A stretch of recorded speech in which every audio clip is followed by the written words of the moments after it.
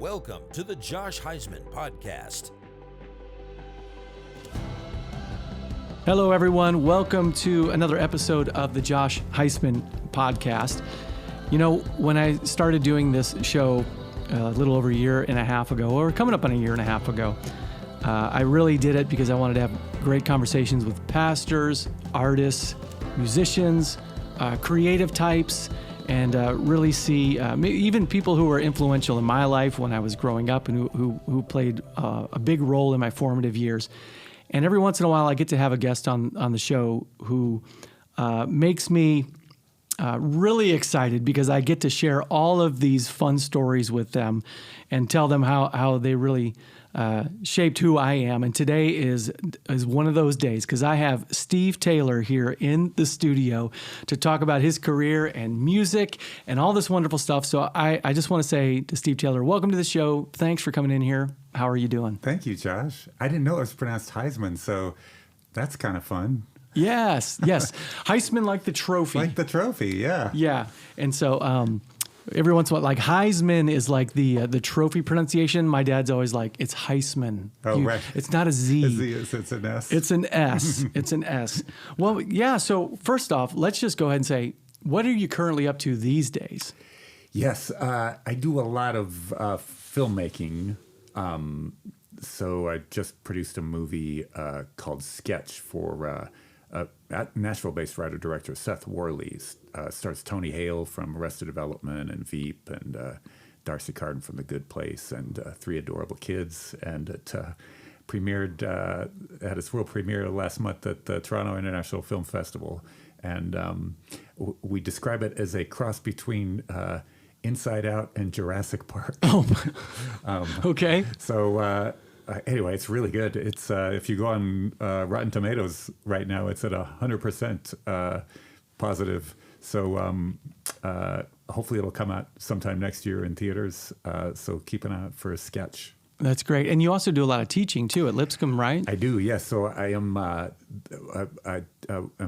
artist in residence at Lipscomb, and then I also have that thing where you rise to the level of your incompetence within a structure. So I'm there now. I'm also the director of the School of Theater and Cinematic Arts. There you go. So you clearly do a good job there, right? Well, they give me a wide berth for whatever reason they like having me around. So I get to teach some classes in film production. I sometimes teach a songwriting class, and then I oversee something called Imagine House, which is a pretty unique in colleges that have like film or entertainment majors. It's like a production house, and so we've done, the first project we did was a sports docu-series following Trent Dilfer around when he, a Super Bowl winning quarterback, came to coach the high school team. Not very good football team, and won 3 games in 2 years, and then turned them into back-to-back state champions.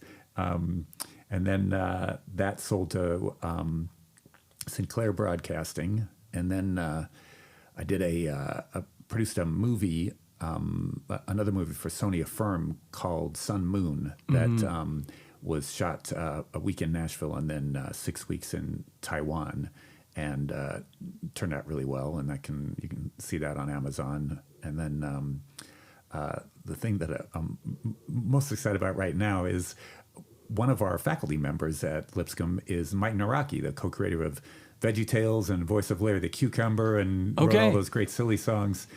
He had an idea for a new animated series about a 10-year-old boy whose dad is an archaeologist and he's doing a dig one summer at the Dead Sea.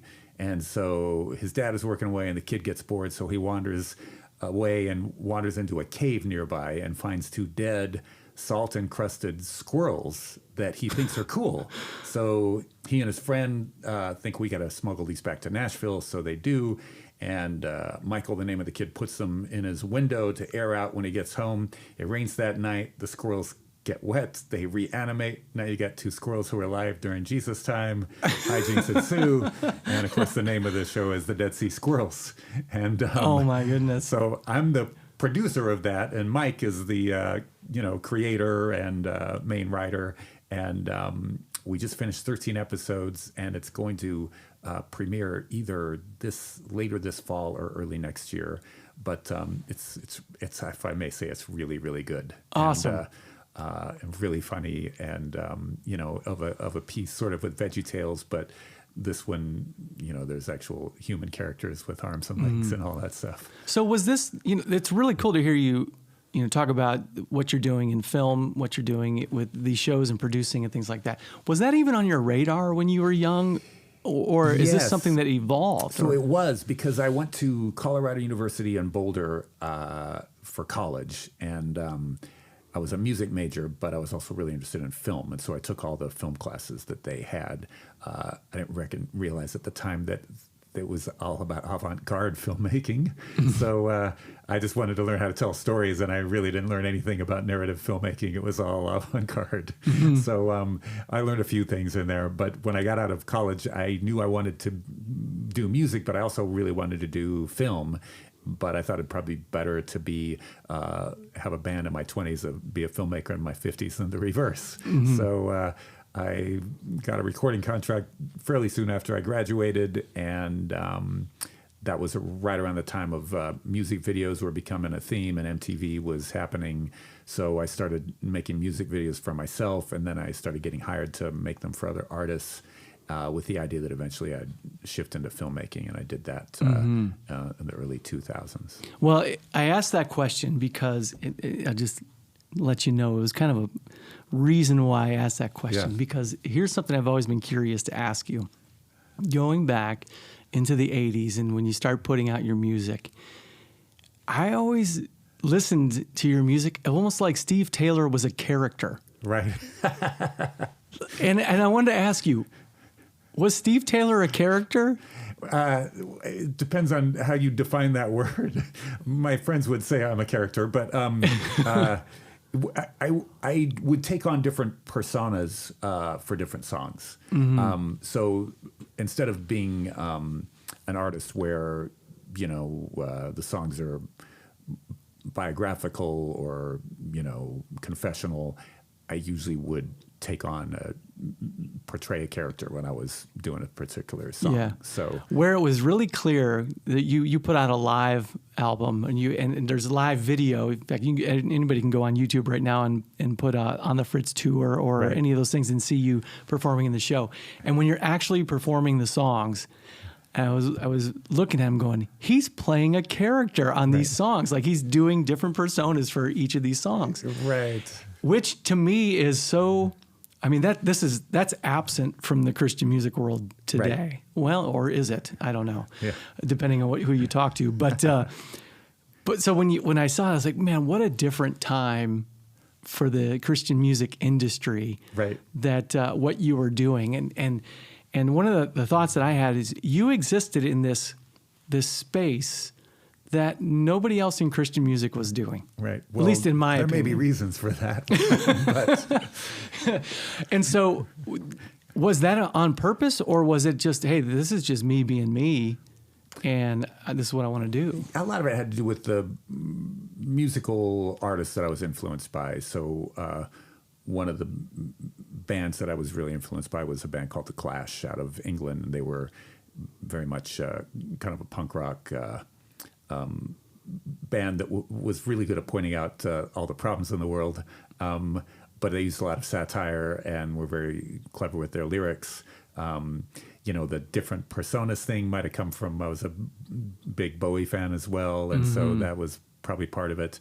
But I was also going to college in Boulder while I was actually a youth pastor like you were started off as. And while I was coming up with a lot of Boulder, of course, was a pretty radical environment, and I was wanting as a youth pastor to go deeper with the kids in my youth group, knowing that they were going to encounter environments like I was living in Boulder. So I felt like music was a good way of communicating, and modern music at that time was, I was particularly drawn to kind of punk and new wave.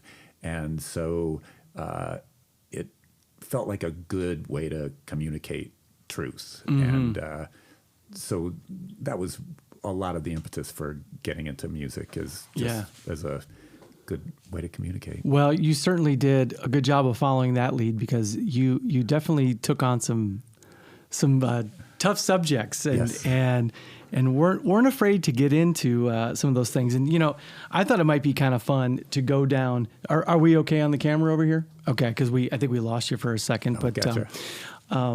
Be fun to kind of go down memory lane just a little bit. Yes. And I told you before we went on here, there's like several songs that I would love to talk about. And I guess, what'd be interesting, before we even get into like the Meltdown album and all that in 1984, you have a song called I Want to Be a Clone. Right. That lyrically is still very relevant to me today when you look at it. Was that the song that got you signed in the first place? I think it was, yes. And so that's in and of itself is interesting to me, that a Christian record executive would hear that song and think, I bet you the masses would enjoy would enjoy that. Yes. Where does that idea come from as you're writing? In those, if you can rewind in your mind to those times, where does that song come from? Well, that song came from a very specific place. The same old, it was called Old Main Building, I think, in Boulder at Colorado University, where I took my film classes, had an ancient men's room, and it just had graffiti everywhere, and there were 3 stalls, and on one of the stalls they'd labeled politics, another stall was labeled religion, and another one was labeled sex. And so the idea was you were supposed to put graffiti inside those stalls based on whatever the label was. But then above the urinals, someone had started a thread called a musical tribute to asexual reproduction, and then people would start listing song titles with changing out, a word that sounded like was close to clone, and they put clone instead. So that's where I found cloneliness is next to godliness, and I think I saw Send in the Clones in there as well. And so because I was in that room, multiple times a week, I just started thinking, well, how would this work as a song? And thematically, it was around the time of like the Jesus movement, a few years after, and a lot of people who had become Christians during the Jesus movement were having a hard time fitting into kind of existing churches. So that's where the theme kind of came from. Yeah. So did songs for you usually start as an idea lyrically, or was it a music thing, a melody thing? Usually a lyric idea, yeah. Yeah. I was a pretty good musician as far as theory and composition and being able to write out charts and all that stuff. I was a terrible musician when it came to playing anything. So I almost didn't get my degree in music because I was having a hard time passing piano proficiency. Yeah. So I could write out charts, and I could do enough on the piano to write out what the chords were and things like that, but I really couldn't play any instrument myself at all. Yeah. Well, I mean, you had a great gift for melody. I mean, right. Yes. You know, and the things you do. I was even looking back at some of those albums, and it says all things written by Steve Taylor, music and lyrics, Right. and it was really neat. So you go into, really, this is funny, when I reached out to you initially, and I said, it's the 40-year anniversary of Meltdown, and I was like, well, is it the 40-year anniversary? Because I was just looking at the year. Right. I was like, so 84. I don't know when it was actually released, and so that is my first memory of you, is the song Meltdown, and I think many people remember that music video that you did for that, which was just, what in the world? I think you had one of the girls from Facts of Life was in that video. I was dating Lisa Welchel at the time, and so she kindly agreed to be in the music video as well and helped class it up. Wow, there you go. And so what was that song about? I don't think we ever sang that in church for worship. No, I don't think. I'm not sure that I would probably want to go to a church that would use that song for worship. So I had been to the Wax Museum in London, Madame Tussauds, and always kind of enjoyed wax museums. They're just kind of oddball tourist appeal. And I had just thought, well, what would it be like if the heat went crazy in a wax museum and things started melting? And I thought that would maybe be a good metaphor for when Jesus said, "What will it profit a man if he gain the whole world and lose his own soul?" So just kind of the thought of all these famous people's wax figures melting down, and I thought was an interesting idea. So I just went from there. So why not? The picture I always have in that video when you get towards the end of that song, and it's all the people, the wax melting and all going down to the drain in the same place. Right. Yes. Right. But it was so funny just sitting there and listening to it and just going over it again. And now in my role as a pastor, really just sitting there and going, what is this song about? Right. Yes. What is the deeper meaning of what's going on here? And I will say I love that. I love that I had to sit down and really, I'm going to have to figure this out. Instead of everything being so just plain black and white and spelled out and everything with the resolved ending and everything's perfect. And, it was fun to really listen to it and go deep. So, we could talk pretty extensively about the Meltdown album. I want to get to On the Fritz because that one had just a big impact on me. There's a song on Meltdown. It's called "Sin for a Season." Right. Yes. All right. I have my thoughts on what that song means to me. Right. But as a writer, when you were sitting down and writing that out, what was going on in your mind there? Yeah, I think the reference. It's been a while, but I think it came from the story. It might have come from Hebrews.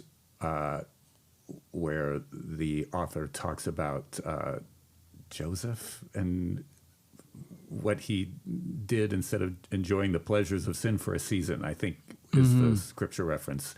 But I'll leave it to all your theologians to double check me on that. It's been a while. It just was like 3 stories of people thinking that you get away with stuff without suffering, the consequences. We know God forgives, and He forgives absolutely, but the consequences of our sin aren't so easily shrugged off. And so, so that was the impetus. It's interesting to hear you say that because that's kind of what I had in mind. When I listened to that song, and even though it has the different stories that go on in there, one of the things that's pretty unfortunately prevalent in church culture is we have pastors who fall and pastors who make mistakes, and they might have to step out of ministry for a season. Right. Yeah. And one of the things, the reason why the title of that song, Sin for a Season, there, without naming names, there have been a few times where a pastor has got up, made an announcement and said, well, here, I've made this mistake. There's this sin that has gone into my life. And in some cases, it's gone on for a long time. Right. Yeah. And the congregation or the news just didn't know about it. Well, now the news is out and whatever. And there was an announcement in one occasion where the pastor said, so I'm going to step out of ministry, but I'll be back in a year, or I'll be back in 6 months. And without, I'm not trying to play a judgmental role here, but it almost sounded like, wait a minute, I don't know that you get to make that choice. Yes. Right. It almost sounds like you're going, well, I'm going to go sit in the penalty box. Right. Yes. And then I'll be back. Don't you guys worry. I'll be back and the church will be fine. Hold my beer. Exactly. And so like the sin for a season, it just felt dirty. Like, wait a minute. I don't think, and I don't think we're understanding the gravity of sin in this case if we already are looking at our re-entrance model. Yes. Right. Well put. And so just listening to that song, I just go back to it and go, man, I don't know if that's what Steve was getting at, but for me, that's what I hear in this current context, And so one other song I wanted to just ask you about on that album before we get to On the Fritz was Guilt by Association. Oh, right. Yes. And, that I think that one is even on, what's the greatest hits album that you did? Oh, it was called The Best We Could Find? The Best We Could Find, yes. I think it's on that one too. Okay, What makes that one of the best that you could find? Yeah, it's a pretty catchy song, I think. And it's definitely got its tongue firmly planted in cheek. I think it started with, I was living in Denver and someone had come up with the idea of the Christian Yellow Pages.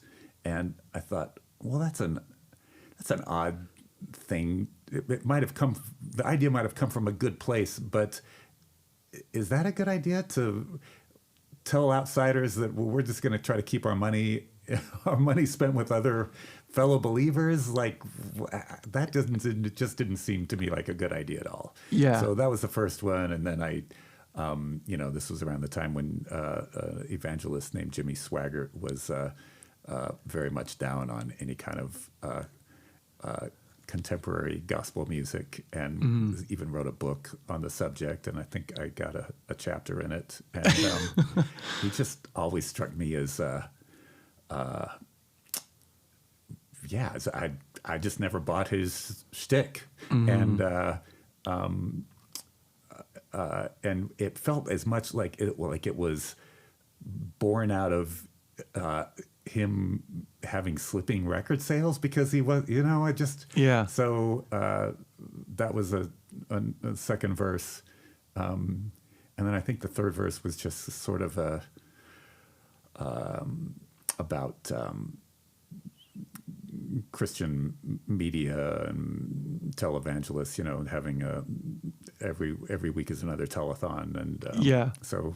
Well, it definitely felt like guilt by association, and I don't know how your writing process went, like when you were recording an album and then getting ready for the next album, because Christian music was one of those, you had to come out with a new album like every year. Yeah, right. And I was like, I wonder if that came later in the process, because guilt by association almost feels like it should be on the Fritz. Oh, right. Interesting. Yeah.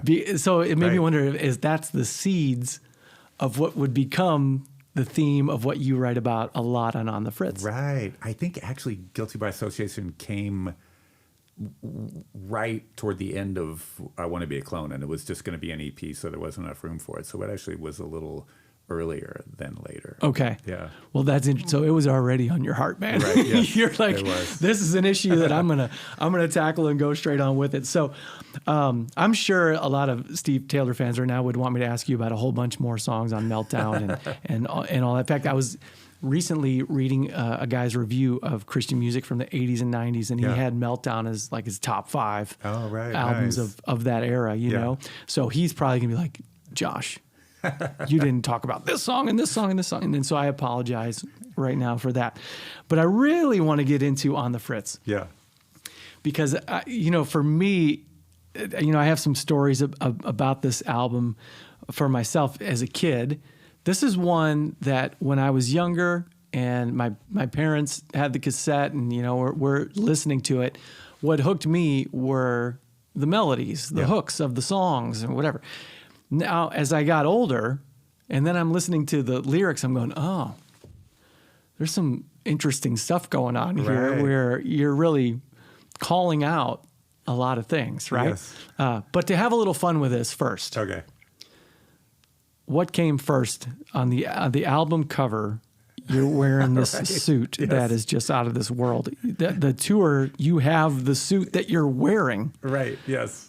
Was this a custom-made suit for On the Fritz? The album art came first, and then the designers of the album cover were friends of mine, and they showed me that. It's like, well, yeah, that's cool. I got to get that made. Yeah. So I took the album. I was in England, and I took it to a fashion designer who did a lot of stuff for rock bands. He had just designed the wardrobe for the Police, and was just kind of an interesting cutting edge guy. And I showed him the album cover and said, can you make me one of these? Mm-hmm. And he did. Yeah. Well, in fact, then he made a second one that was, the first one started unraveling a little bit. So he made a second one that was kind of more breathable and a little bit higher quality, or at least lasted a little longer. I'm going to ask you a question that I don't know if I want to know the answer to. Okay. Do you still have this suit? The suit is still there, yes. Is it really? Yeah. See, that's the answer I want. The first version got auctioned for at the Greenbelt Festival, but it frankly wasn't as good a quality as the second version, which Okay. I still have. Yeah. Well, next year, Steve, Yeah. is the 40th anniversary. Right. Does it still fit? It still fits. Yeah. Oh, how cool would that be? Yeah. You should we'll let you come here and do the show in I'm 40. probably good without wearing it again, but No, you should. And you need to like dye your hair again. there you go. Yes, we'll do the whole thing. Have the whole look and everything going back there. So Right. obviously On the Fritz, I will listen. It's probably one of the biggest earworm songs of that era of music. That just I don't want to sing it for everyone right now, but Right. but just that on the Right, I don't know right. on the Fritz, you know. Okay. Did the lyrics come first, or did that? I mean, something that is that catchy. Right.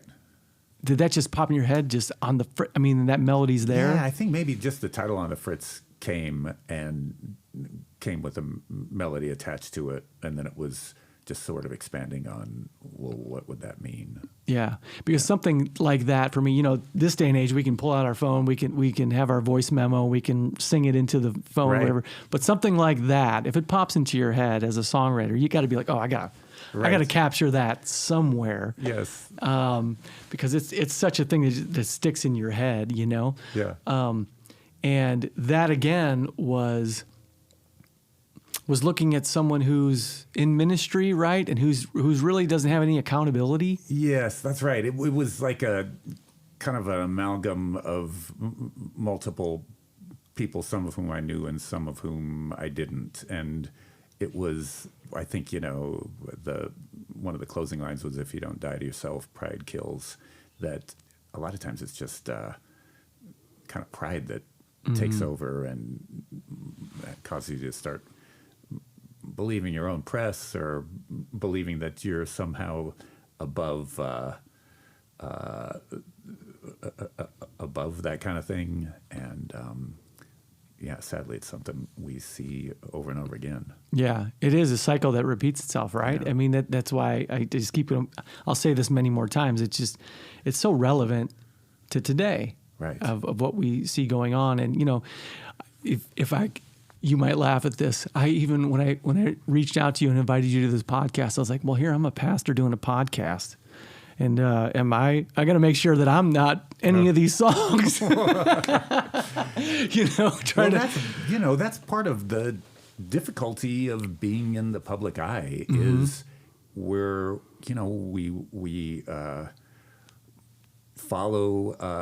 seek to follow Jesus, who made himself of no reputation and took on the form of a servant.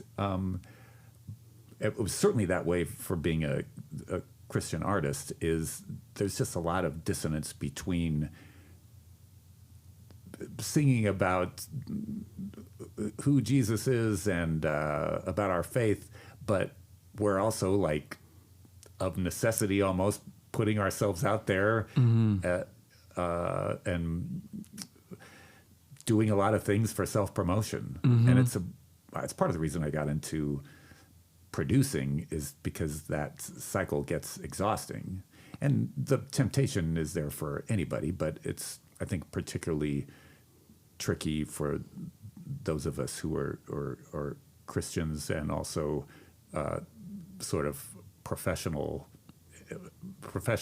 in our faith, that we've just always got to keep an eye on. I think the minute you become really comfortable with it is probably the moment that you're probably in trouble. Yeah, right. And that's what always comes to mind for me. The moment when you think you deserve all that. Moment when you feel like it's more important to me to be known, right, for being me, right, as opposed to not keeping yourself grounded in the Word and staying close to the Lord in all the things that you do. Yeah.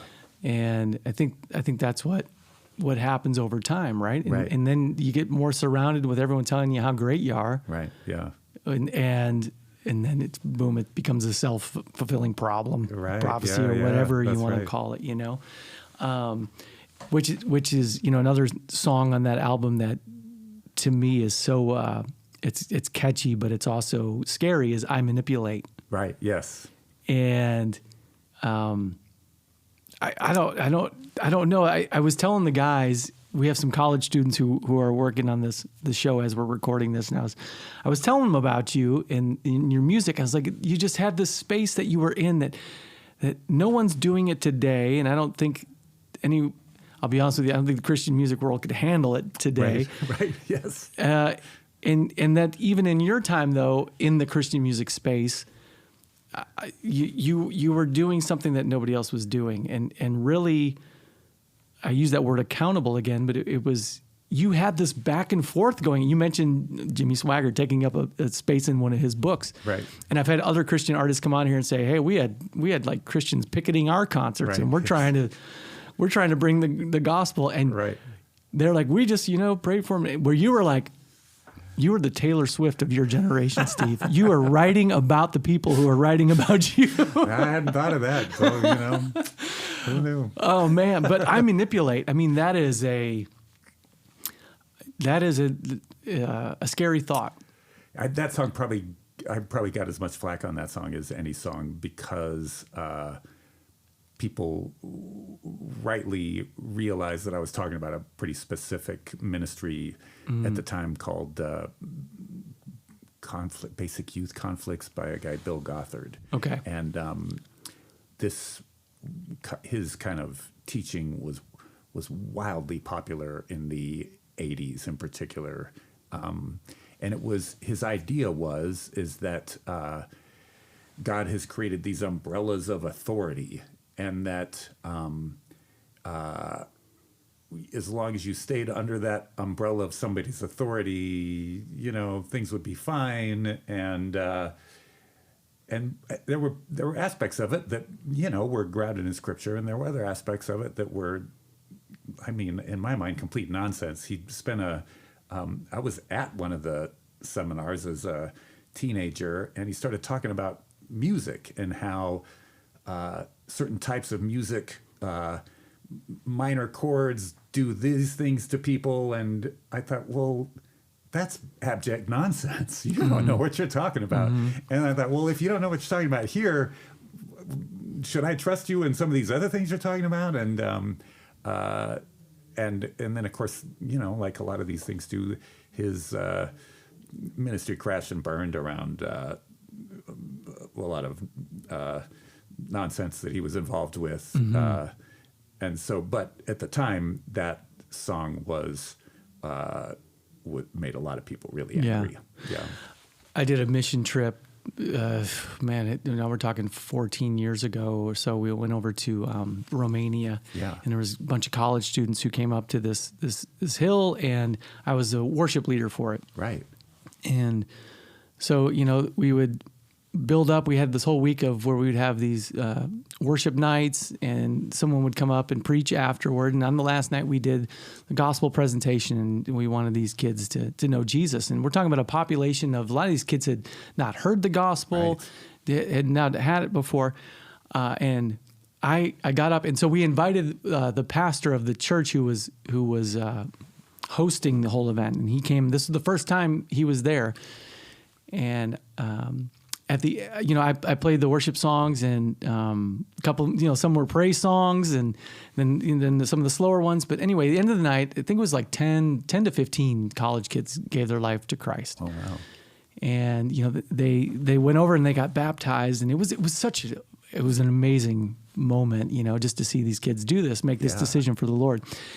And the next day, the pastor said to me and the other pastor who had come with me, goes, okay, I want to talk with you guys. And he basically scolded me for using rhythms on the guitar that were demonic. Right.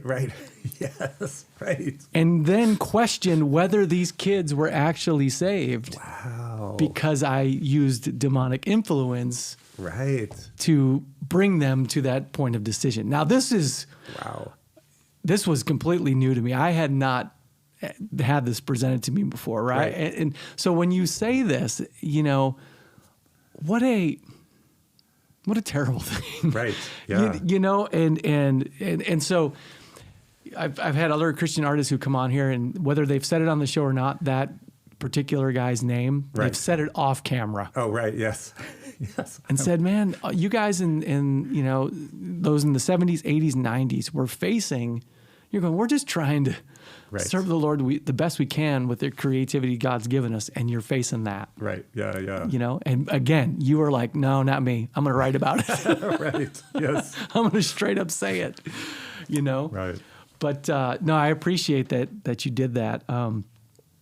There's so many songs on the Fritz that I can keep talking about, but I think the one recently, I even went and played it for my wife, and I was like, as a pastor, I think this song resonates with my heart now even more than I realized. It's I Just Want to Know. Oh, yeah, right. I just want to know, am I pulling people closer? Right. I just want to, be pulling them to you. And I was like, oh, that's it. I just want to know, Lord, am I making a difference? Right. Yes. And was that something you were experiencing at the time, or? Yeah, it's kind of what we were talking about earlier. It's like when you're a public person and you're, of necessity engaging in a lot of self-promotion, it's like a confessional song. And in fact, it was interesting. I was working on this album with, the producer was named Ian MacDonald. He was a British musician who had original member of a band, King Crimson, was very influential, and then was a founding member of the band Foreigner, and was not a Christian, and we had a good working relationship. But the night before we were going to record this song, I just was feeling like the lyrics weren't quite, I don't know, artistic enough or something. I rewrote the first verse, and he looked at it, and it was like, no, you got to go back to the original. And I did. It was interesting that he felt so strongly about that, because he didn't share my faith at all, but he felt like, in a weird way, I was watering down the message with this new version. So I've always appreciated that.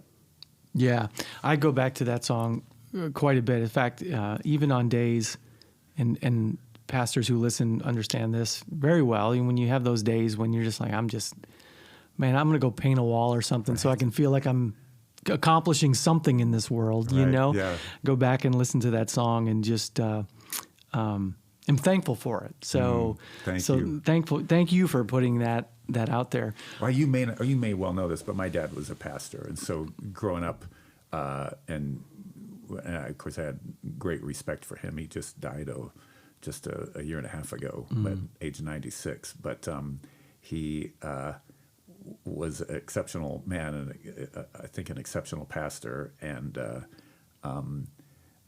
but when you're part of a pastor's family, you have a up close view of how hard that job is, and the unique challenges that it has that are different than just about any other job I can think of. So, yeah. So you're right, and so to have those encouraging moments in the songs, right. Which is why, I've talked a little bit on this show about the Christian music and the worship scene that it is. Basically, right. Christian music is a worship genre today. Yes, right. And which is okay, and I definitely love worship music and many of the songs here. Yeah. Most of those songs gloss over the reality that we are really dealing with. Sure. And, the Psalms don't do that. The Psalms are honest with God, and there's a back and forth, and there's a conversation there where some of them are left hanging, and they don't resolve, and songs like I Just Want to Know, for me, become that, where you just go, Lord, this is just really where I'm at. Right. And you can have that honesty with God in that moment. That reminds me, not to go too far off course, but an artist that I had admired for a long time, Russ Taff, has we'd done some concerts together back in the day, and I'd been friends with he and his wife, my wife and I were, and he ended up.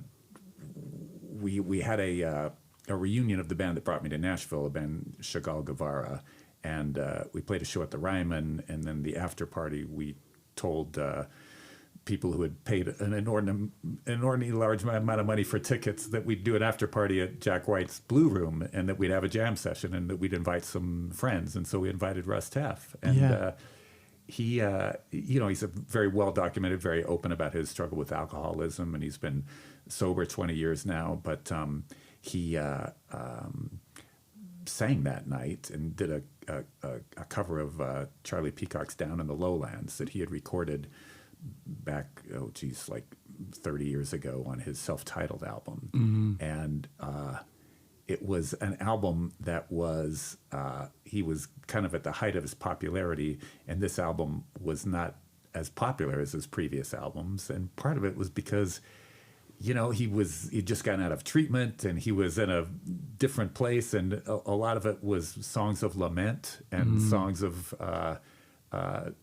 songs like you would find in the Psalms. Mm-hmm. And but I think that's the album that, for him, up until hopefully this new album, that has really stood the test of time, because it feels so honest and real. And so, based on my reacquaintance with just how incredible his voice still is and his story, I ended up executive producing a new album of his called Cover Story, that is 11 different cover songs of that I felt told his story. Mm-hmm. And it was produced by my friend John Mark Painter, and the album doesn't come out until January, but he covers songs that are really, really specific to his story, even though he didn't write them. Songs like U2's When Love Comes to Town, or a song by Depeche Mode, People Are People, which seems like a prophetic song for the age we live in, mm-hmm. and Dylan's I Believe in You, and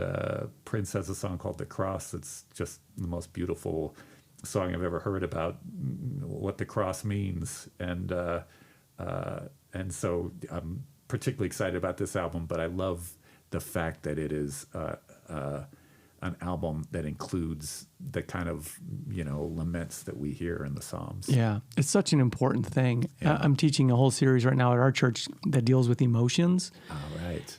And how the Bible responds to emotion. We actually subtitled it "Restoring Biblical Lament." Oh, wow. Because right. I found myself having conversations with people on the side or in pastoral counseling talks and things where people would share, here's where I really am. But then when we would have upfront, preaching or teaching, we weren't addressing any of the things biblically, because people want to come in and get a big smile and give me my encouragement that I need to go out into the week. But it wasn't really meeting people where they are, And so I've been encouraging people more and more to dive into the Psalms and read the Psalms, because God wants our honesty. Right, yes. And because people are almost programmed these days to think, well, I can't really reveal anything, what I'm really going through. And then we wonder, why are we so anxious? Why are we so pent up? And, it's because we're not saying where we are, and people go, well, God has bigger problems. I mean, anyway, I encourage you, go listen to the series. But again, there is a need for music plays a big role in that. Yes. And really bringing out those emotions and relating to how we feel in a situation. Yes. There is a time for, obviously, worship and praise and all those things. And there's also a time for honesty. Yes. Right? That's I don't get it, Lord. Right. So, okay. So, again, I could talk about On the Fritz as an album for a long time, but there's so many, we're already running out of time. We're going to have a part 2 of the Steve Taylor episodes. Let me ask you this question. Did you sit down on your song titles and try to think of the most provocative song titles you could to make somebody mad? It wasn't so much to make people mad, but it's just to get their attention. Yeah. And it's music can be, I mean, ultimately you want these things to be listened to, mm-hmm. and you want to try and find ways to get people to pay attention, and song titles can be a good way to do that. Yeah. Well, it's funny. I could say to you, okay, Steve, I'm going to throw out some song titles here. What is the most, crazy one you came up with? And I started making a list, and then I ran out of room. So you knew, or maybe you didn't know, I don't know, your primary audience was probably someone in a Christian bookstore buying the album, Yes. or whatever it might That is be. correct. Okay. So when on your album Squint, when you have a song called Jesus is for Losers, Right. Yes. what was did the record label push back on that one at all? Thankfully, they understood, but they kind of warned me that that's probably not going to fly so well at Christian radio. And I, in my naivety, I really thought that song sounded like one that would be good for Christian radio, which I really never, connected with. As an artist, I was not a popular person on Christian radio. Yeah. It was based on a pretty famous, I think it was a guy named Ted Turner, who was a entrepreneur and owner of CNN, and I think he had said, if I'm remembering it right, he had said something about Christianity is for losers, and I thought, yeah, that's right, it is. I'm one of them, and so I still really like that song, and I really like the lyric and what it says, and especially in an age where winning becomes like everything. And I think was a great writer, Michael Gerson, who died a few years ago, said when winning, I can't remember something like when winning becomes the ultimate, then cheating becomes like a sacrament. And so I really liked It's the a lot title of truth in that line right there. It's pretty profound. I mean, you see that play out time and again, right? Oh my goodness. It's I'm hesitant to even bring up some of these. 'Cause I'm like, then we have to like go into the whole backstory and the whole thing, because these titles are so interesting. This song, Since I Gave Up Hope, I Feel a Lot Better. Oh, right, yes. Well, I pastor New Hope Community Church, Steve, so what am I supposed to do with that? That's right. That was straight off of a bumper sticker. And obviously very tongue-in-cheek, but it tells the story of someone who enters college and essentially learns how to be cynical from their professors. And so yeah, I heard that song recently. I thought, wow, this is pretty good. Yeah. Well, it's a good title. Okay, all right, It's not I'm meant ready. to be taken literally. I know. Well, all right, let's go ahead. I'm going to throw out this title here. I blew up the clinic real good. Yes, that one got me in a lot of trouble as well. That was written in an era when we were starting to see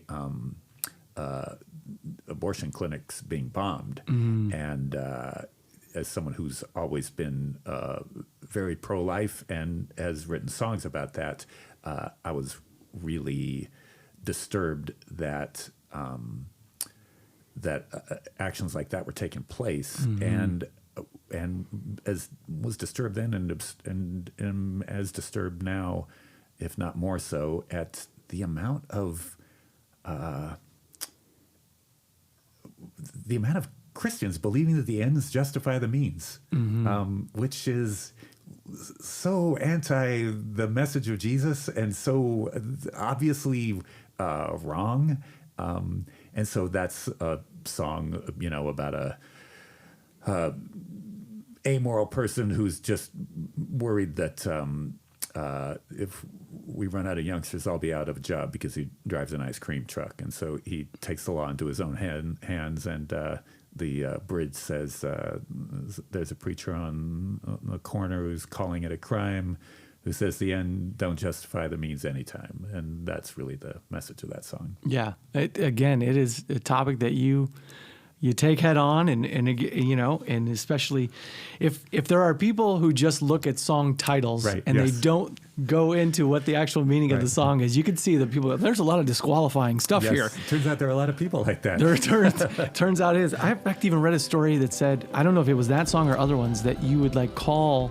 It was that song, actually. Yeah. I ended up calling, the record label was getting so much pushback that I said, I'll just call these bookstores. And I ended up calling over 100 of them and talked to people and just, explained the reason for the song, and most of them, I think, appreciated the call, and a few people, probably had their minds changed, but I've never been afraid of, talking to people. As a fellow youth pastor, that's part of the job. So that was I always felt that was a good thing and probably a privilege. Yeah. Well, anyway, but a lot of cool stuff that we could go into even more, digging into those things. I'm going to throw out some fun things for me. This would just be like little highlights for me, the ones that crack me up, that get my mind thinking in my pastoral role.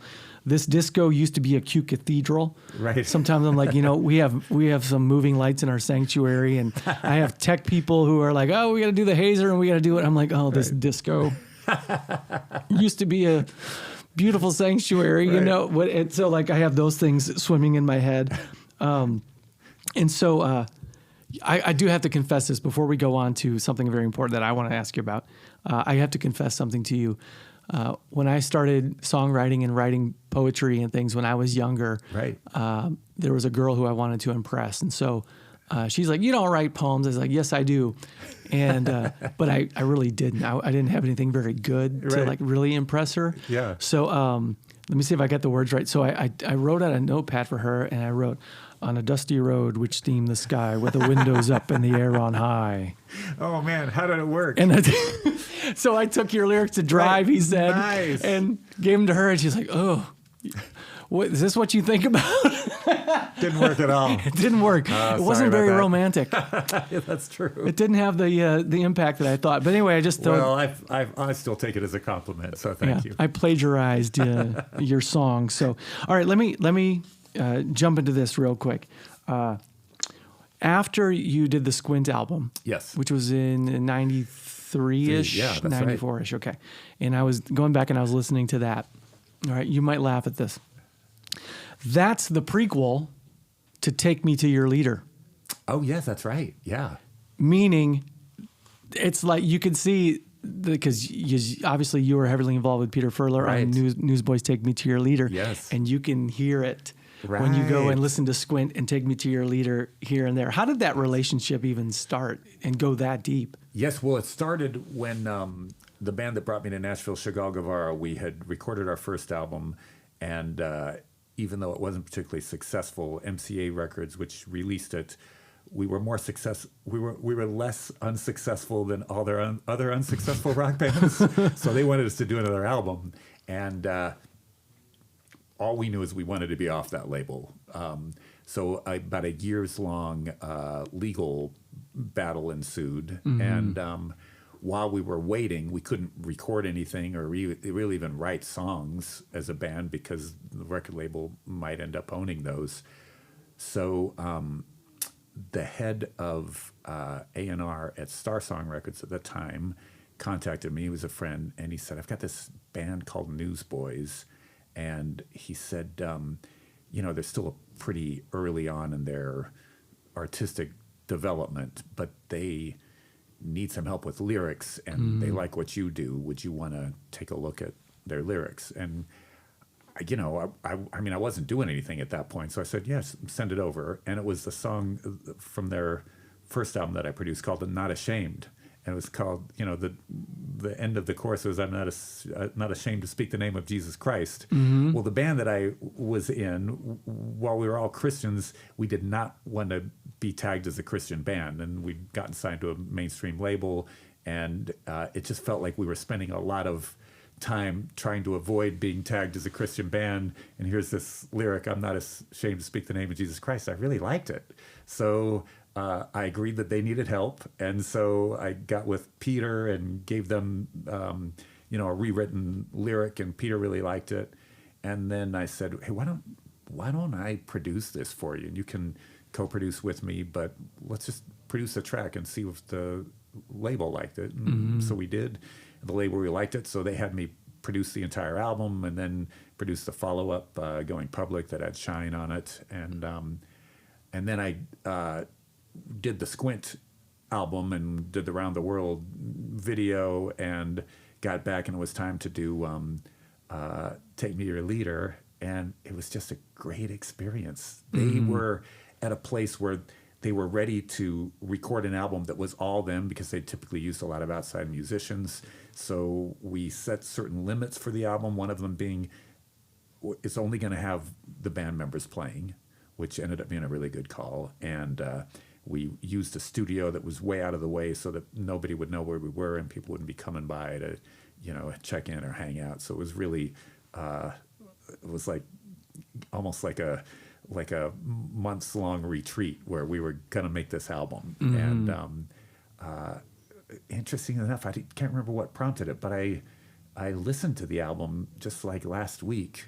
the whole thing from start to finish, and I love that album. Yeah, it's really good. It's so good. And when I had Jeff Frankenstein and Michael Tate on this a while ago, right. and I've had Jeff on a couple times podcasts where we've talked about things. And, oh, nice. And Take Me to Your Leader is, to me, just a top to bottom.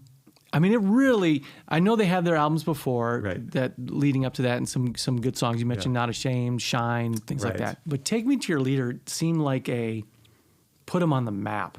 Right, yeah. As far as sending them into a next level tier Right. In the Christian music industry. Yeah. And, so many of those songs that are in there, that's why I go back to your album Squint, Right. where I just... the songwriting and the styles, there's just such similarities there. Right, And but now it's through the Newsboys, right. and their voice bringing it out. Well, and Peter's melodies were, I think, exceptional, and so that between that and the band just really crafting a memorable album as well, and all of them made so many great contributions, including Jeff and his keyboards. Yeah, I've got nothing but fond memories of that album. I told Jeff one of the songs on that album that I even built messages around when I was doing youth ministry Right. was Lost the Plot. Oh man, that song's really good, isn't it? Yes, and you can really dig into that, and. Right. And I even pull out just scriptures of how, when we lose focus, when we start pursuing all these other things, I just got comfortable here, Right, you know? right. And so anyway. That's cool. Anyway, you should do it as a career, Steve. I'll think about that. It's good stuff. Okay, so let's just spend a couple minutes talking about Squint Records. Yes, right. Because I got to talk about Squint. Yeah. When I was telling, the guys and having you come in here, I was like, Sixpence None the Richer. Right. We talked about them. And I heard you talking on another interview years ago about how you were producing them. And then you Right. said, let's just start this label. Right. You know? And so it really was just It was because just of them. based on, they had come to me to produce their new album, and they were signed to an independent label, and then the label went bankrupt before we were able to start the album. And there was just so much turmoil in their lives and uncertainty that I was really afraid they were going to break up. And I really liked the band and liked the members. So I said, let me put this record, we'll record it.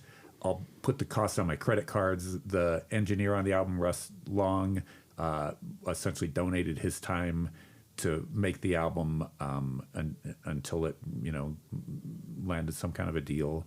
And so when the album was done, we were all really happy with it, but they'd had such a bad experience with their label that went bankrupt. They just didn't trust anybody. And so they asked if I'd want to put a label together to release the album. That was never an idea, never something that I was aspiring to, but I did, and yeah, went surprisingly well. and boom, there you go. Some Right. of the most popular songs from that era, right? Yes, yeah. And so you had Sixpence on there. Pastor Austin, who here at the church, he was looking up because he had Chevelle on that label. Right, yeah. He loved Chevelle. Yeah, they're a great and band. another band that you had on there, which I told the guys, it's in my top 10 albums of all time in Christian music, is Burlap to Cashmere. Oh, I still say when people ask me the best live show you ever saw, I tell them it was Burlap to Cashmere at a club in New York. It was as good as anything I've ever seen musically. Yeah. So yeah, they were exceptional. They were a case, like when you listen to that album where you go, these guys, whether it's throw out genre, like Right. these guys are stellar Yes. in what they do. Yeah. So which was not always the case in Christian music. No. And so listening to them, in fact, that was just sad. I was looking forward to more Burlap to Cashmere Right. albums. That didn't happen. I think they elevated, they would play festivals and nobody wanted to follow them because I wouldn't have wanted to follow them either. Yeah. I think they really elevated a lot of bands. They saw that and they're like, wow, we got to step up our musical game. Mm-hmm. So, yeah. Yeah, it's a lot of cool stuff and that you went into. And then, of course, maybe we just end here. I've always been somewhat curious as to, how come you stopped? Right. How come no more Steve Taylor Yes. albums? If Steve Taylor was a character, how come Right, Steve right. Taylor didn't continue on? I mean, I know you had the bands and you've had Right. things that you've done, and obviously in the creativity, you've never stopped. Yeah. But as far as, did you just get tired with it? So what I did is I got into filmmaking and pursued that, almost single-mindedly. And then after the last movie I did, Blue Like Jazz, the process of getting that made took so long, was so frustrating that I started getting just almost as therapy. I get in a studio once a week with Peter Furler and John Painter and another friend, Jimmy Abeg, and we just get in John's studio and jam. And finally, I got to make Blue Like Jazz, and then we realized that we had like these 10 or 12 tracks that we've been messing around with that were sounding pretty good. So I did a Kickstarter to see if anybody cared, and it went really well. And so out of that came a band, Steve Taylor and the Perfect Foil, which was Peter Furler on drums and me singing, and the band kind of collaboratively wrote the music and I wrote the lyrics, and that actually is probably my favorite album I've ever done. It's a little more, I don't know what you call it. It feels more personal, but there's a song on there called Comedian that I think is the best thing I've ever written. So that ended up being a good experience. And then I had a friend, Daniel Smith, from a group, the Danielson Family, and he was opening for us. So we did an EP with Steve Albini, the guy who recorded Nirvana's In Utero and the Pixies, and did Chevelle's first album, and that was a really great experience. I don't know, Chagall Guevara got back together again a couple of years ago and played the Ryman, and so we did some new music. So I still do music, but just not all the time. Yeah. And then on the Dead Sea Squirrels, Mike Naraki and I, there's a song in each, there's a flashback to the Bible times in each episode, and so I wrote kind of half the songs and Mike wrote the other half, and we collaborated on some of them, and so you'd probably recognize the whatever voice that you liked in these older albums, you'd probably recognize it in there too. It's there. Well, I don't know how with the straight face you could say the Dead Sea Squirrels. Right, yes. Right. But I'm here for it. Hopefully that sticks in your head too. I still have a 9-year-old in the house, so I'm nice. sure. No, that's perfect age. Yeah, she'll probably enjoy it. Yeah. So, but anyway, well, man, I'm looking forward to all that stuff. Thank and you, again, Josh. thank you so much for coming in here. Thank you for your career and sharing your talents with all of us. And you're so kind to spend this time and come on out here and talk with me. So thank you so much. And again, is the Squirrels the next thing coming out? Squirrels is next. Hopefully, the movie will come out next year, and then this Rust Half album. I hope people listen to it. It comes out in January, and it's I'm as excited about that musically as anything I've ever worked on. He did that recent. Almost like a sit-down interview that just with blew Soft White up. Underbelly. Yeah, right. And everyone's like, "You got to see this! You got to see this!" And it really is, man. He just sits down and tells his story. Yeah, it's powerful. It is powerful. So, well, thank you for doing that. Yes. And man, hopefully, I'd love to get Russ Taff at some point. But another thing you got coming up is the 40th anniversary On the Fritz concert with your suit. Okay, I'll keep that in mind. Write in the comments if that's what you want to see, everybody. So no, don't do that. Don't do that. We'll put you on the spot and everything. So we'll start a Kickstarter to see if we can get you to wear that. So anyway, his name is Steve Taylor. Go check out his music. Go check out Steve Taylor and the Perfect Foil. Yes. Right? That album and the song Comedian. Yep. Because that's what I'm going to do when I go All right, get great. in the car. The album's called Goliath. Goliath. Yep. Okay, I will do that. So thank you to Steve Taylor for being on the show today. Thank you for listening and watching the Josh Heisman podcast. Subscribe, follow, all those things, and go down Steve Taylor Lane. Just put that in there in Apple Music, Spotify, all that, and stream all the music and check out the films and the things he has going on, okay?